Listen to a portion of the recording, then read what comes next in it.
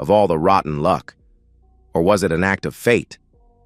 I'd only just arrived at the motel, not 5 minutes before, in fact. After months of being talked into it and weeks of battling my own conscience, I was finally going to do it. Finally going to have an affair. No, that's not the right phrase. But what is the right one? My conscience just wouldn't accept the words cheating or infidelity. They made it sound like something sordid or cheap. It certainly wasn't cheap. On Jane's advice, I'd booked a corner room in a good hotel, plus the room next door. She said I would be making a lot of noise and would need the privacy. That cleaned out my newly opened bank account, the one with my work address as my contact, that I'd diverted a portion of my annual pay rise to every payday. Even as I thought about appropriate words, my mind shied away from the subject. My conscience was still troubling me. After 6 weeks, I'd finally convinced myself, with Jane's help, that what I was doing wasn't the usual sordid affair. No, the usual affairs were one man and one woman, with the odds being that the guy wasn't as skilled or as well endowed as the husband, with only the prospect of the excitement of cheating differentiating it from marital love. No way was that worth the risk. This was different. Very different. One woman, me, and 2 guys were pre-approved and pre-tested by my best friend Jane. Both well-endowed and, if you believe Jane, very skilled. That is what finally broke through my defenses. Even without Jane's vivid descriptions of what I was in for, my own imagination would have ensured my excitement enough to cause me to dehydrate. Hell, even setting up the untraceable bank account made me excited. Like I said, I'd just got to the hotel room and introduced myself to John and Paul. They didn't muck about, I'll give them that. I was in heaven. It was everything I'd dreamed of. Then my bloody phone rang with my husband's ringtone. God, why now? I couldn't ignore it, though. Pushing the guys away, I answered. Dave was sick and was coming straight home. He wanted me to pull strings to get him a doctor's appointment as soon as possible. Just one of the perks of marrying a doctor's receptionist, I suppose. I promised I would do what I could and said I'd see him at home. That left me with a huge problem. I was in a hotel 15 minutes from home, reeking of female excitement. He was on his way home from work 25 minutes away. Making my hurried excuses, I grabbed my bag and sprinted for the lifts. Once in my car, I rang work and got an appointment for an hour. I beat Dave home by 4 minutes. He really didn't look good. My next problem was how to avoid getting in a car with him. In the enclosed space, he would smell me for sure. I'd only found time to fix my smeared makeup. Hell, this affair business was stressful. Dave solved this problem by suggesting he went alone, so he minimized the chances of infecting me. Typical Dave. We killed time by talking about our days as usual. I told him that I'd been home relaxing since finishing at 1 p.m., waiting for Jane to come around for our usual afternoon run. All the time, I'm sitting there nervously. I know Dave possessed a keen sense of smell. He'd commented on my various odors before. I sat as far away from him as possible, ostensibly to avoid his germs. I experienced another minor turn when Dave asked me if he could take my car, as it was easier to drive than his monster. I couldn't think of a reason why not quickly enough. I handed over my keys, and he left. I worried that he would notice the temperature gauge in my car and expose my fresh lies. Then, of course, there was the small bag in the trunk with a change of clothes and my toiletries. Damn. For less than 5 minutes of enjoyment, I was certainly paying a high price in mental stress. One thing was for sure. If I got through this, I wouldn't be doing it again. No amount of excitement was worth risking my idyllic marriage. It took me too many years and too many loser boyfriends to find such a good man. Still, the memory of that kiss was a powerful force. No, I had things to do. First, an excuse for the warm engine. I found Dave's keys and quickly drove to the local deli. As I was standing in the queue at the checkout, I asked myself what other clues I may have left behind. As usual, I fingered my wedding and engagement rings in my nervousness, or the place where they usually were. With shock, I remembered I'd taken them off and left them in the ashtray of my car. The car that Dave was now driving. Suddenly terrified, I drove home and quickly put the chicken soup I'd bought on the stove to warm. Grabbing an egg from the fridge, I cracked it and put a little of the white on my ring finger. From experience, I knew my raw egg allergy would make the skin red within minutes. I examined my handiwork, and when satisfied, washed my hand. Next on the agenda was burying my undergarments deep in the laundry basket. They were soaked. Once again, I experienced an involuntary but very pleasant flashback.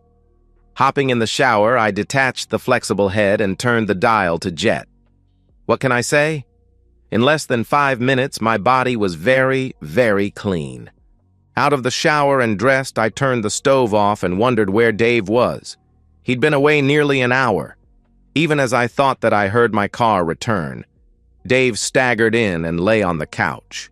It wasn't an act to play the loving wife. I did love this man with a passion, and had since shortly after meeting him 7 years ago. Dave was what I and the people I'd asked considered eye candy. 6 foot 1 inch, muscled, and very easy to look at.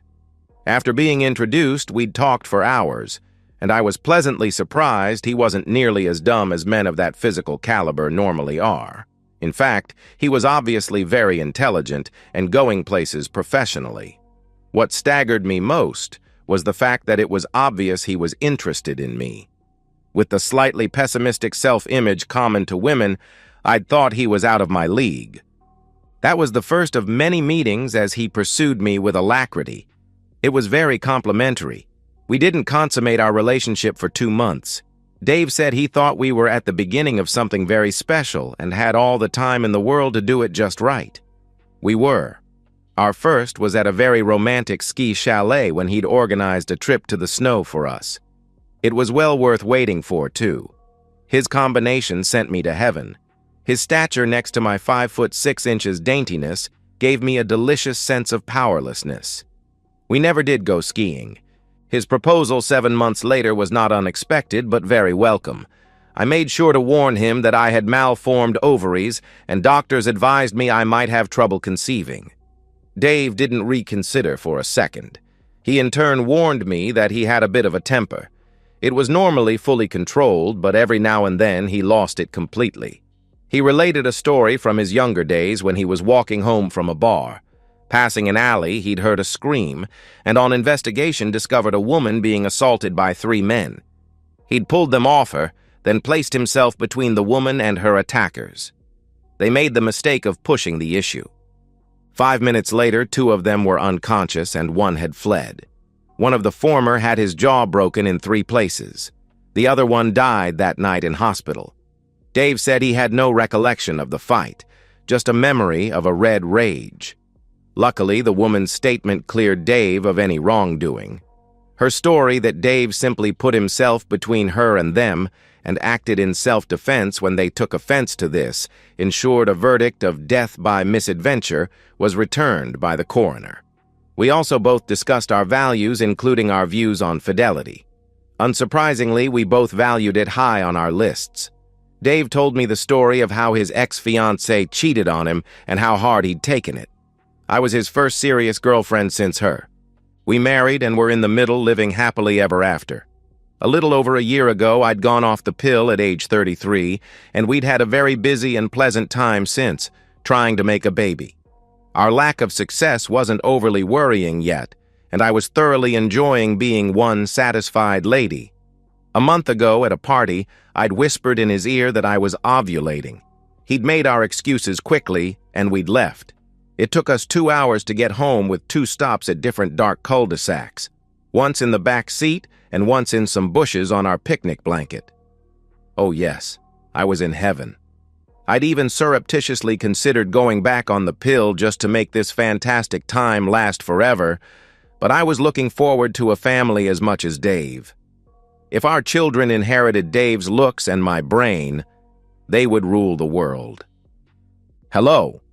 This is your conscience speaking. You went to a hotel today and met 2 non-Daves. Oh, shut up. I thank the God of fate for saving my marriage today. What the hell was I thinking? Like most people, I didn't recognize the power of excitement-driven hormones to override all logic circuits. Now, after a powerful showerhead and the extremely unsexy environment of my husband's sick bed, I really couldn't understand why I'd even attempted to stray. I fed Dave some chicken soup and mopped his brow. With a full stomach, he could take the first of his meds.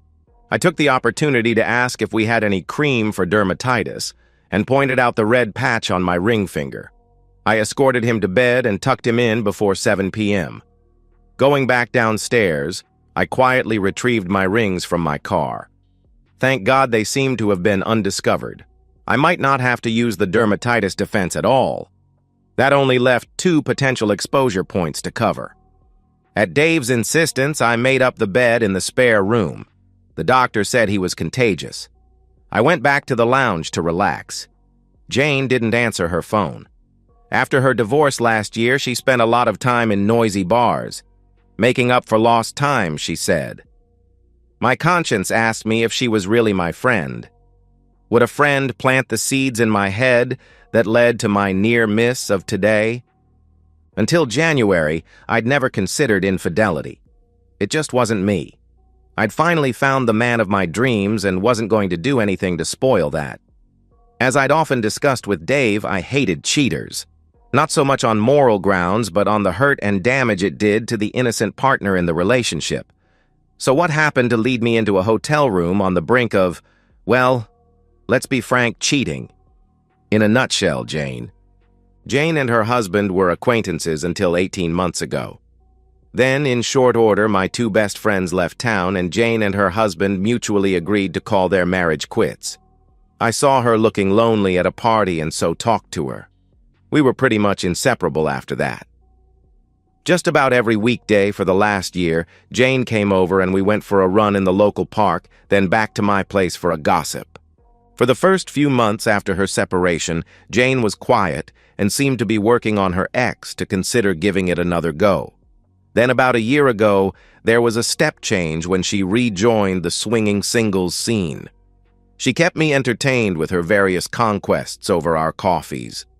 She never described anything near as good as an average session with Dave, and sometimes when we were all together, I would catch her looking at us longingly as a couple. She once jokingly suggested a 3-part with Dave and me. I burst that bubble pretty quickly. As healthy, mature people, Dave and I often shared fantasies. He possessed a kinky imagination, but always drew the line at a 3rd wheel in bed. Final, end of story, no discussion. She would often invite me to go to bars with her. If she promised to behave herself and go home alone, I would agree. It just felt really wrong to accompany her if she was on the hunt. I didn't want any rumors impinging on Dave's absolute trust in me. In fact, these nights out were the subject of several of our State of the Union talks. Early on in our marriage, we recognized that poor communications were the downfall of many marriages.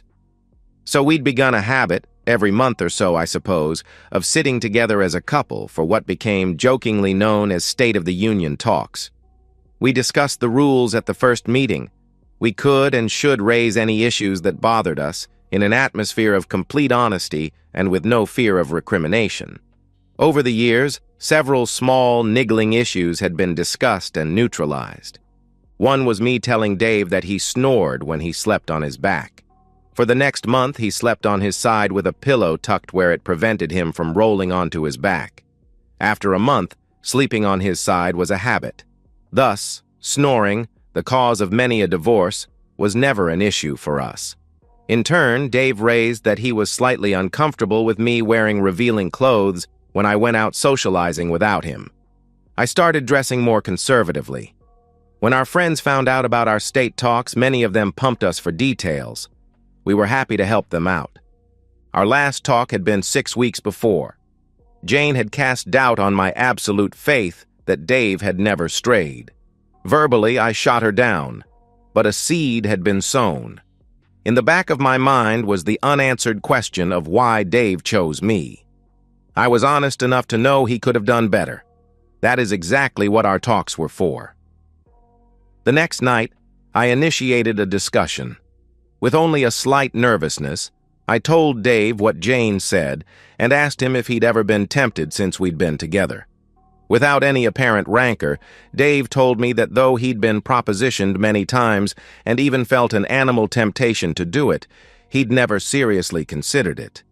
He then thanked me for being open enough to ask. As I was on a roll, I asked why he chose me over all the other contenders. His answer wasn't really an answer at all, but was so Dave. He pointed out that he never asked himself questions like that. For really important decisions, he just went with his gut instincts. On first meeting me, his gut told him this was his life partner and the mother of his children. Christ, I could hardly walk the next day. So what happened in January? The two snakes in the grass entered Jane, and by extension, my life, at a New Year's Eve party. Two smoothies that plied her with drinks, and at the end of the evening offered themselves to her as a package deal. With her defenses low, she'd taken the risk and agreed. For the next month, I was bombarded with stories of how fantastic it was. I listened with interest, recognizing for the first time that my friend was describing something better than I'd ever experienced. Much better. Eventually, I made the mistake of telling Jane this fact. By that stage, she'd given up one-on-one intimacy as it was no longer stimulating enough. She managed to find two new guys willing to share her once every 2 weeks or so, and in between those, entertained a few regulars. Once I'd let my inner thoughts slip, the gentle pressure started from Jane. Every time she had a session, she would lay it on thick about how good it was. This went on for about a month. Then she slipped into a casual conversation that she thought all women owed it to themselves to be spoiled rotten by multiple men at some point in their lives. I recognized she was suggesting I give it a go and brushed her off, pointing out that she had nothing to lose while I was putting everything on the line. I shared my contempt for cheaters who destroyed their partners by their selfish, shallow actions. Looking back on it, this conversation just gave Jane the ammunition to refine her attack. She now knew squarely where to aim: nomenclature and consequences. Over the next months, she convinced me it wasn't really cheating. Intimacy with one man was cheating. Straying with a man who was a threat to a marriage was infidelity. Meaningless fun with two married guys was my birthright, and absolutely no threat to my marriage. Like a fool, I didn't shut her down, but continued to argue logically. I pointed out that even without the threat of falling in love with another guy, my marriage was just as dead if my extramarital fun was discovered. Why didn't I shut her down? Simple. I loved talking about it and got really excited experiencing it vicariously through Jane. Dave had a lot of fun as a result of those conversations, too. Several times he complained about being attacked as soon as he got home. Funny, he never seemed to struggle that much. An overheated marshmallow could have put up a better fight. At the rate we were going, that baby would make an appearance soon. Sensing she'd almost got me convinced that a 3-part wasn't cheating and justifying further conversations as improving my love life with my husband, Jane changed tactics. If my main objection was on the damage an affair did to relationships, then no harm was done if Dave never found out. I laughed this off at first, but didn't object when Jane offered to do some research for me. The whole subject just made me so excited and led to some mind-blowing sessions with Dave. I certainly didn't recognize that love with my husband now just left me that little bit unsatisfied. After all, you can spend thousands of dollars working up a Ford, but it will never drive like a Lamborghini. 3 weeks later, Jane presented me with the results of her research. Her guide to not getting caught, she called it. I thought it might be fun, so I went along with it for the next week. Sometimes we were so engrossed in it that we didn't even go for our regular runs. Venereal diseases and the husband finding out he wasn't the father of any children the couple bore were both covered by the wife taking protection along. Jane did stress that the woman might get so carried away with the excitement of the mind-blowing experience that she would have to be super vigilant to make sure the guys always used them. The husband coming home early was covered by meeting in hotels, paid for untraceably, and always answering the phone. Jane again pointed out this may be difficult in the heat of the moment. Behavioral changes could be combated by vigilance and a friend constantly critiquing the woman on her actions around her husband. Being seen somewhere she shouldn't be by her husband or friends was always a killer.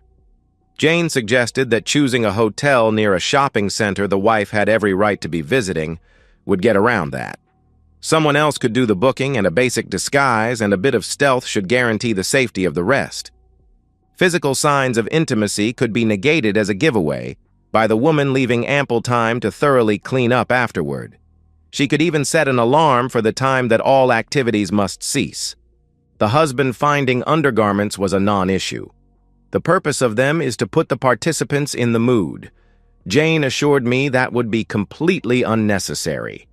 I had to agree. Overheard conversations and intercepted communications were easy as well. Jane offered to do all the organizing, so there would be no record on my phone or email. If she booked the room and did all the organizing, then I just needed to turn up. Any communication between her and I would be done verbally over a coffee. Her last suggestion for potential downfall points was equally easily combated. The guys could brag all they liked, their wives could do all the investigating they wanted, and if Jane gave me a false name and I went along with it, no one could trace me. I don't know when Jane changed from using terms like the wife and the husband to using Stephanie and Dave, but it certainly happened. Alone, I wondered if Jane had accidentally forgotten one flaw or whether it was deliberate. From the basic research I'd done, the major problem for me was giving the game away by guilt. That's what the final 6-week soul search armed me for. 6 weeks to convince myself that when I did the deed, it wouldn't be cheating. Having casual time with 2 married men, completely anonymously, was absolutely no threat to my marriage. "Oh yes," I said when. My constant state of excitement from Jane's stories and my own desire sealed my decision. Just once in my life, I was going to drive a Lamborghini. Jane made sure of that. Jane was ecstatic when I told her the news the next week. We narrowed it down to one of the days I only worked till 1 p.m., and she gave me the choice of which of her regulars I wanted. She read through her catalog, and I picked John and Paul. She then laid out a smorgasbord of ideas for me to choose from. She would remind them not to mark me in any way and threaten to cut them off if they didn't comply. In the end, she convinced me to keep it fairly straight and to leave some excitement for later episodes. The week of my first experience was unexpectedly hard. No, my conscience wasn't troubling me, but my excitement was threatening to give me away. Between Sunday and Thursday, I made love with Dave twice in the lounge room as soon as he got in the door. I was forced to tell him it was because I was ovulating again. Yes, this was definitely going to be a win-win for Dave and me. I had to force myself below the speed limit going to the hotel and practically sprinted from the shopping center car park to my rendezvous. I was going so fast that my wig almost flew off. I was impressed with Jane's choices as soon as they walked into the room. That's why Dave's phone call was such a cataclysm. None of the ways I'd almost been caught today were on Jane's list, which hardened my resolve to ditch this stupid, self-destructive idea. Insidiously, the memory of that kiss hammered my resolve in the dimly lit lounge. After peeking in on Dave, I returned to the lounge but chose a different couch, one out of the direct line of sight of the stairs. The next day, I woke just in time to make Dave some breakfast and make sure he took his meds before rushing to work for my Saturday morning shift. Jane is uncontactable during her workday, so I left a text with her saying I would talk to her on Monday. Arriving home, I was pleasantly surprised to find that Dave was recovered enough to have made lunch. At 3:30 p.m., Jane sent me a text asking how I'd gone yesterday. I replied, reminding her of our rules. I nursed Dave for the rest of the weekend. Perhaps it was hypervigilance on my part, but Dave was definitely looking uncomfortable, like there was something on his mind. That's why, after cleaning up the dinner dishes on Sunday, I wasn't surprised when he asked me if we could have a State of the Union talk. The timing was so coincidental that my heart raced. I steered us away from the kitchen table and onto the couch. That way I could snuggle up to him and avoid eye contact. That was my Achilles heel, and I knew it. Once seated side by side, Dave put his arm around my shoulder. This familiar posture put me more at ease. I desperately reminded myself not to tense up whatever was thrown at me. Typical of Dave, he launched straight into it. "Steph, we've always agreed to talk about the little things that bothered us so they don't become big things." "Of course, sweetie. What's on your mind?" I replied. "Why didn't you answer the home phone when I rang here Friday?" he asked. "I had the stereo going, Dave, and didn't hear it. Luckily, I had my cell still in my pocket and felt that vibrate," I replied. "Okay. So when you told me you'd been home all afternoon but your car engine was making those clinking noises like it had just stopped when I came in the garage." "Thank you for my forward planning. As soon as you rang to say you were sick, I rushed out and bought some chicken soup," I replied. "Okay, thanks for that," he answered. I know I hadn't flinched, but something about the way this conversation was going made me very uncomfortable. Perhaps it was just paranoia. I glanced down at my arm, lying in Dave's lap. I could see my pulse throbbing in my wrist. Pretending a nonchalance I didn't remotely feel, I turned my wrist to hide it. "Steph, why were your rings in the ashtray of your car when I went to get some change for the parking meter?" he asked. "Well, as I was driving home from work, my ring finger started really itching. I took them off to stop it itching. I didn't want to put them on another finger in case it spread whatever it was. It was just a bit of dermatitis. See, that cream I put on has cleared it up already. I sterilized my rings last night. Look, what brought all this on?" I answered. Dave asked again, "Remember last week when I came home and Jane was still here? You stopped talking and looked really guilty about something. It just worried me for some reason. You know us girls, always talking about some secret or another. I can't even remember what that conversation was about," I replied. I twisted out of Dave's arms and firmly straddled his lap. Putting a hand solidly on each side of his face, I looked him in the eye. "Any more questions?" I asked. "No, you've answered the one I had," he answered. What a strange way of putting it. Then I started, "Well, I'll ask the one you didn't feel comfortable asking for you. Since I met you, have I ever made love to or danced the horizontal tango with another man? The answer is no." He returned my gaze. "You don't mind me asking?" he asked. "Not at all. I asked you something similar a while ago, so why should I object to you doing it? Besides, if I saw you without your ring and the other stuff, I'd be asking the hard questions too. That's what these talks are all about, lover." I went to kiss his lips, but he turned his head with the word, "contagious." After kissing his cheek, I went to relieve my bowels. As I sat there, I just kept repeating, "Never again." Shortly after that, Dave retired to our room and suggested I stay in the spare again. I lay awake for several hours, just relieved that I'd managed to fool a good man, but cursing myself for making it necessary. The next day, Dave felt well enough to go to work. I texted Jane that our runs were back on and left also. When Jane arrived that afternoon, she was obviously too excited to run, so we sat down for a chat in my kitchen. "Well, Steph, was it as fantastic as I said it would be?"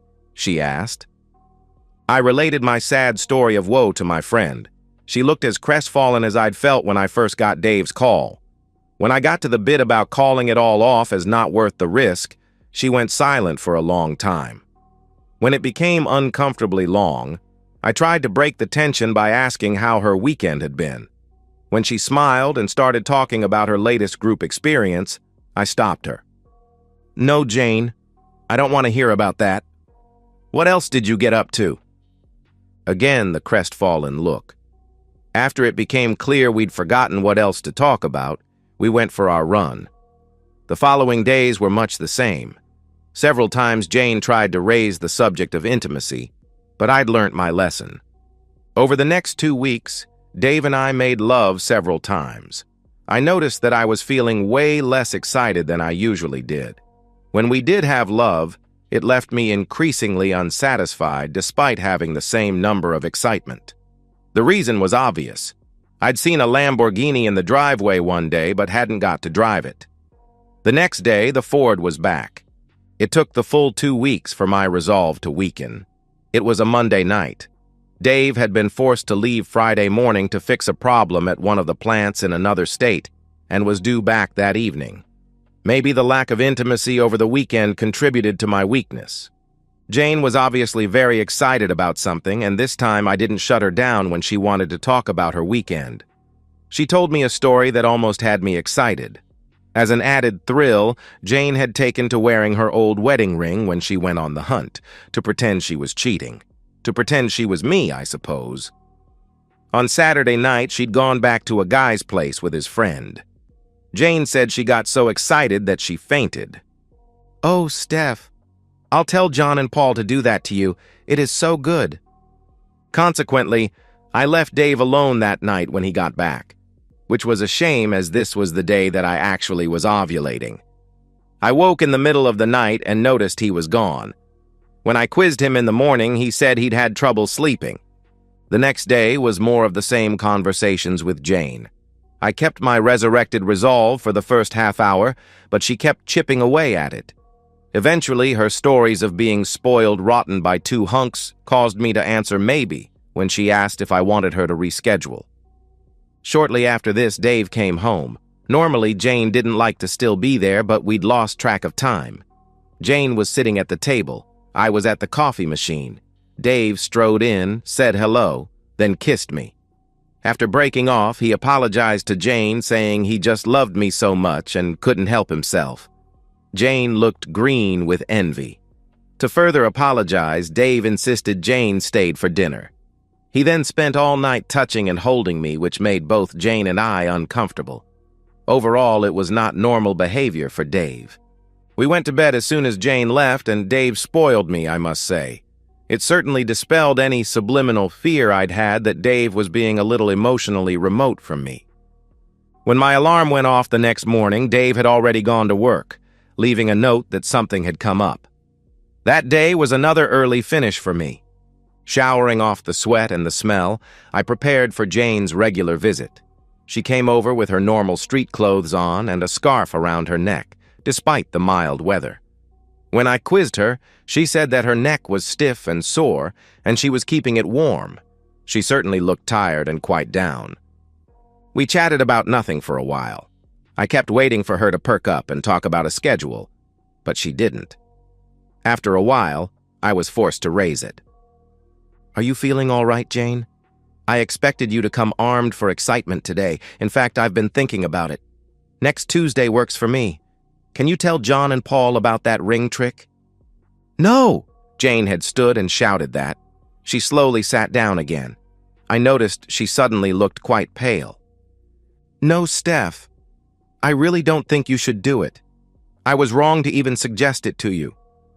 "What the hell has got into you, Jane? You spent months getting me all excited about it. Now you're telling me not to," I asked. Jane spoke next while looking down at the tabletop. "I was wrong, Steph. I should never have suggested it to you. When I saw how Dave kissed you and cuddled you the other day, I realized that I couldn't be a party to splitting you up. I just can't. Please." "But Jane, I won't be caught so you won't be splitting us up," I asked. "I can't guarantee that. What you have with Dave is a 1-in-1,000 marriage. You were right all along. It would be stupid to risk it. No matter how clever you are, you can still be caught." "I was," Jane replied. "Hey," I echoed. "My ex-husband and I didn't split amicably, Steph. He came home early one day when I wasn't there. He rang me to ask where I was, and I stupidly said, 'At home.' He was waiting for me when I got there, all messed up, and threw me out. There hasn't been a day when I haven't regretted my actions." "But you've almost won the deal, Jane. You got the house, alimony, and a fantastic love life," I pleaded. "No! I go out and do crazy things just to distract myself from the sad loneliness that I feel. I would swap all of those in a heartbeat for one night of cuddling with my Pete," Jane answered. Jane broke down at that point. I went and hugged her until the sobbing subsided. "But you made it sound so exciting, Jane," I asked. "Yes. Well, sometimes it is. Other times it is just bloody awful. Sometimes the guys just use you and can't give a thing about your pleasure. One time, about 2 months ago, I was practically torn. I managed to escape before the other guy took a turn. But why did you try to get me involved then? I asked. I just don't know, Steph. I've done a lot of thinking in the last few hours. The best excuse I can think of is that I wanted to share the shame. I don't feel particularly good about my lifestyle. Besides, even with all the excitement, the novelty is starting to wear off. I thought if I could get you involved, then I could get off on your stories just like you got off on mine without having to live with the shame of the actual acts. But I was wrong, Steph. Very wrong. Please don't do it. Don't ruin your life like I did mine. And please don't ask me to line you up with John and Paul. It won't be happening now. By this stage, Jane was looking at me with pleading, passion-filled eyes. I'd no doubt she firmly believed what she was saying. It gave me no choice but to promise that I wouldn't do anything to damage my marriage. She looked extremely relieved after that promise. We spoke for another half an hour on neutral subjects. I did notice her eyes darting around the room as if looking for something. At one stage, she even stood up and picked up the phone, base and all. Turning it over, she examined the bottom and then put it back. Eventually, well before Dave was due home, she glanced at her watch and then left. In her wake, I was more than a little confused. Life over the next 4 months settled into a similar routine that we'd had before Jane started telling me about her adventures.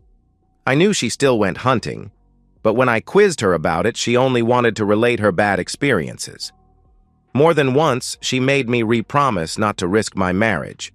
Socially, we became inseparable except when Dave was there. She was obviously avoiding him. I put it down to either guilt at what she'd once tried to do, or her avoiding the pain of seeing a happy couple interact. The only change I saw in Dave was his new habit of disappearing into his study for a while, shortly after he got home every night. Other than that, he was absolutely his old self. Love with Dave was noticeably lacking its old passion. As the memory of Jane's stories faded, it took much more effort to fire myself up. My downfall was almost a perfect storm event. Dave was once again called away for a weekend. I'd already agreed to go out with some work friends on Saturday night. With Dave not available, I asked Jane to come. She readily agreed.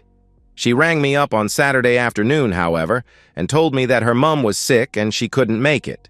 She actually begged me to stay home that night. When I told her I was organizing it and had to go, she made me promise to think of the risk to my marriage and begged me to behave myself. I readily agreed. I had no intention of risking my marriage, but it was no risk if Dave didn't find out, was it? She knew that. It was her that convinced me after all. Towards the end of the evening, I went somewhere quiet and rang Dave on the hotel number he'd given me. We chatted for 10 minutes. Then I rang off telling him I was going to bed. I'd previously diverted the home phone to my cell. Thus assured he was a 2-hour plane journey away and wouldn't ring and wake me up, I went back to the girls. As usual, the married ones had left early, leaving me with the 2 single girls who were in the mood to party and soon went their own ways. Jane had told me about her technique months ago. Ignoring dance offers from solo guys, I zeroed in on groups. Before long, I had 2 targets identified. Both were younger than me and both sported wedding rings. Finally, well before the bar closed, I worded up one of them. He spoke to his friend, and before I knew it, they were in a taxi on our way to a motel with Karen. Both sent texts to their wives saying they were going to a private party after the bar. It was everything I'd ever dreamed of. 2 sets of hands undressing me, caressing me, spoiling me. I was in heaven. When the guys left 2 hours later, I was exhausted, and I had a huge smile on my face. I grunted goodbye and went straight to sleep. Waking to my alarm at 5 a.m., I left the motel before it was light, returned to my car, and went home. I slept most of the day. Dave was due back again at 6 p.m. Monday. I couldn't wait for Jane to arrive so I could tell her my first story. I was sure she would be happy with the precautions I took.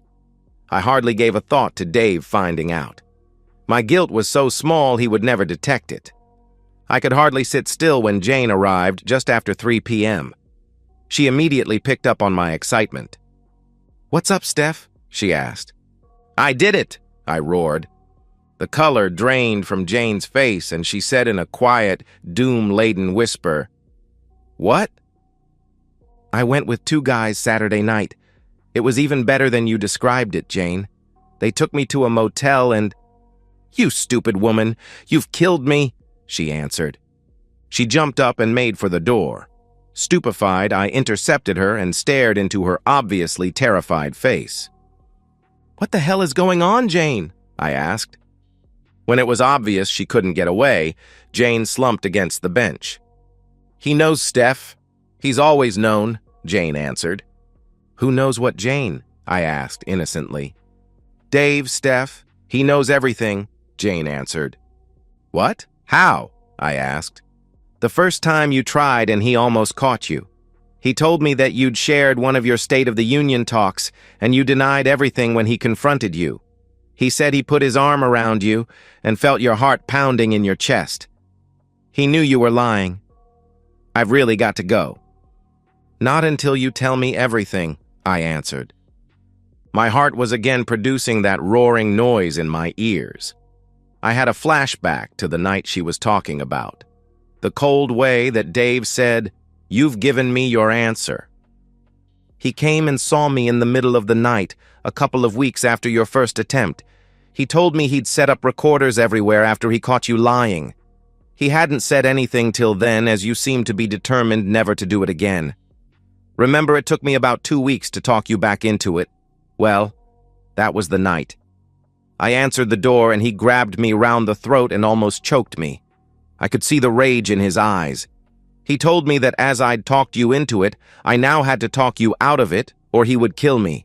He warned me not to change any of our habits and only talk about it face to face like we'd always done. If I tried to warn you or go to the police, he would kill me. Then he punched me in the stomach, Steph, just to show me he was serious." "Oh, come on, Jane.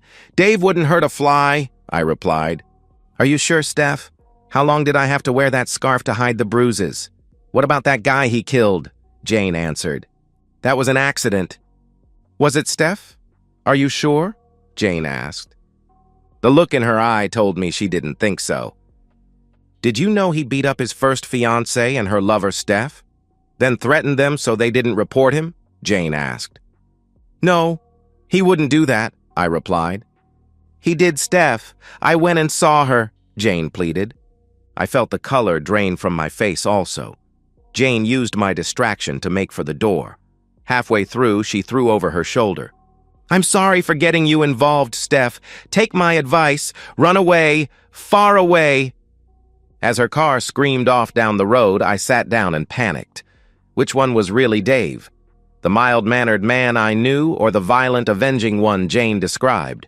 I had a horrible feeling I knew. I tried to look through his eyes. I could imagine the disappointment when he'd first found out, the relief when he discovered that nothing happened, the listening as Jane hammered at my resolve, the cautious optimism as he'd tried to show me how much I meant to him, while all the time monitoring our conversations. His visit to Jane certainly explained her abruptly strange behavior. All of a sudden, I remembered her bizarre search of the kitchen that day. I stood and picked up the telephone just as she'd done. I couldn't see anything. I searched the rest of the kitchen. It took me 20 minutes to find it. A small electronic box behind the cookbooks on a shelf. I picked it up and remembered what it must have recorded less than an hour ago. I desperately examined it, looking for an erase or a play button. There was nothing but an on-off switch. 5 minutes of planning later, I had an idea. I would pretend I'd found it while spring cleaning that afternoon. They do say that the best means of defense is attack. I would tell him I was devastated that he'd invaded my privacy and demand he erase it. That would work. It had to. I realized I was dripping sweat in my nervousness, so I went for a shower. When I came back down, Dave's briefcase was in the lounge.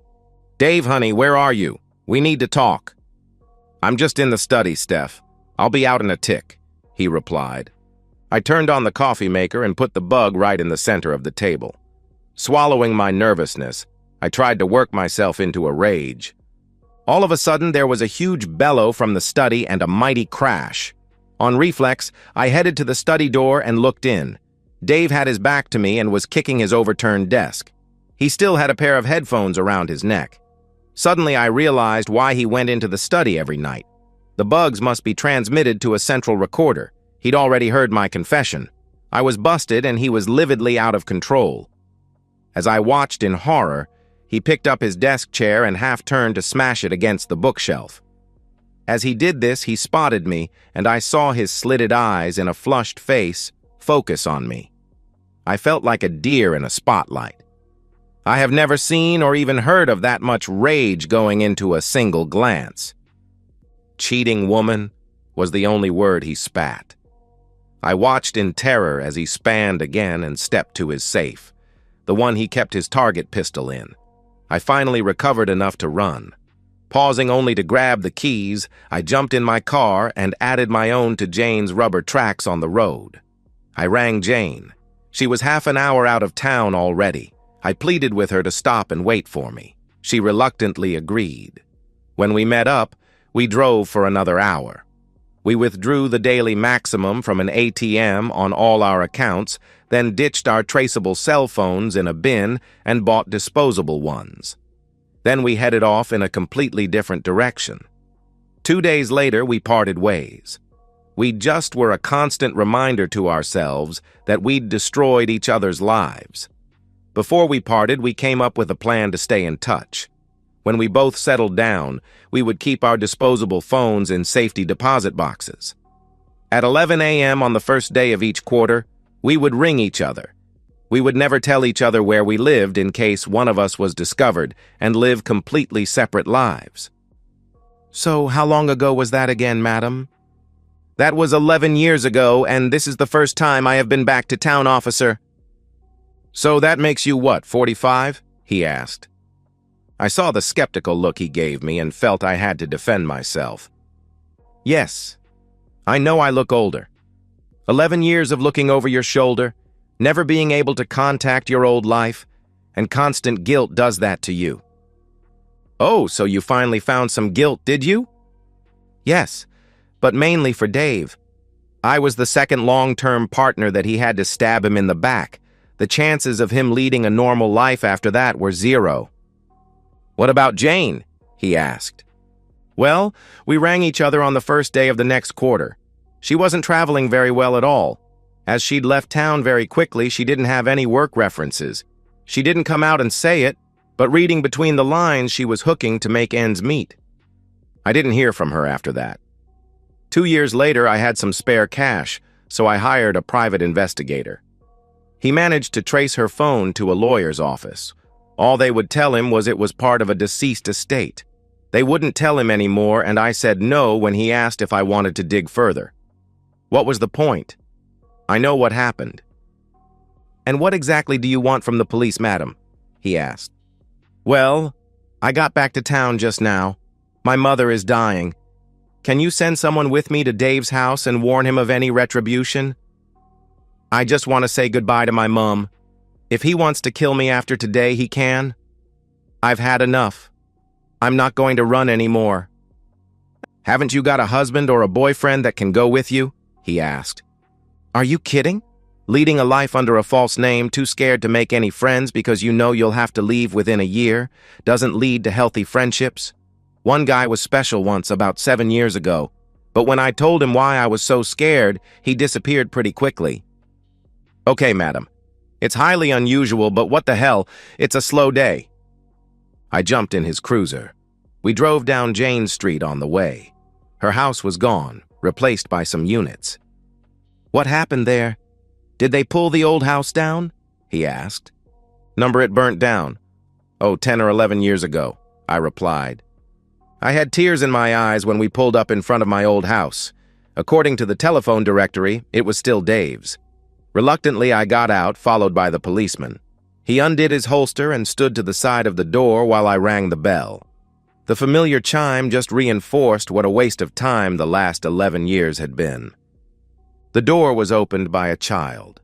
Despite being only about 8 or 9, he was unusually tall with blonde hair and good looks. "Hello, I'm looking for David Brown." "Mom, there's a lady here looking for Dad." While I waited for the child's mother to arrive, I watched 2 other smaller children play in the lounge. Finally, a slim woman, about 5 years younger than me and quite beautiful, appeared over her son's shoulder. She saw me and hustled the child back into the lounge. "Hello, Mrs. Brown, I know who you are. What do you want?" she asked.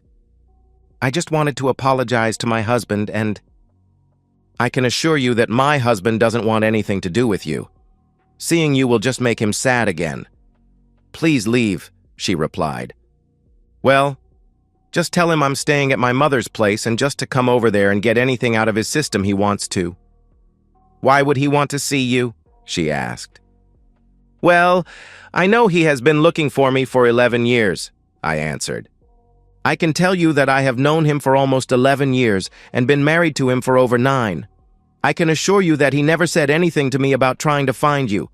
I handle the family finances, so I know he has never hired a private investigator. Since his promotion to CEO 9 years ago, he hasn't even left town without me. I'm sure you are mistaken." She looked at me as that news sank in. Had my last 11 years of constant movement and frequent name changes really been all for nothing? I couldn't accept that. I remembered the 2 times I'd moved just because I was sure I'd glimpsed his truck. "Is that all you wanted? I have to go back to making dinner. It's the cook's night off." I just nodded as I looked past her to a life that should have been mine. A tear escaped each of my eyes. "If it's all the same to you, I won't even tell Dave you were here. He really loved you, you know. He waited for a year for you to come back. After it was obvious you weren't, I convinced him to divorce you for abandonment. Telling him you're around will just open up old wounds that took me a lot of effort to close. Please respect our privacy." As she shut the door, the friendly policeman put his arm around me and helped me down a path I couldn't even see through my tears. I never did see Dave again. 2 weeks later, I ran into Jane's sister. She told me about the suicide note that Jane sent. Forced by desperation into selling herself, she'd turned to cope. One night, faced with the shame of her new life and living with the constant fear of avenging Dave, she wrote her final letter. And so, we've reached the end of today's story. Was it what you expected, or did it take a twist you didn't see coming? I'm curious to hear your thoughts. Share them in the comments below, and let's get a conversation going. If this story kept you hooked, make sure to hit that like button. And if you're new here or just haven't subscribed yet, now's the perfect time to join our community. I bring you fresh, captivating stories every day, so click that subscribe button and turn on notifications so you never miss out. Thanks for watching, and I'll see you in the next one.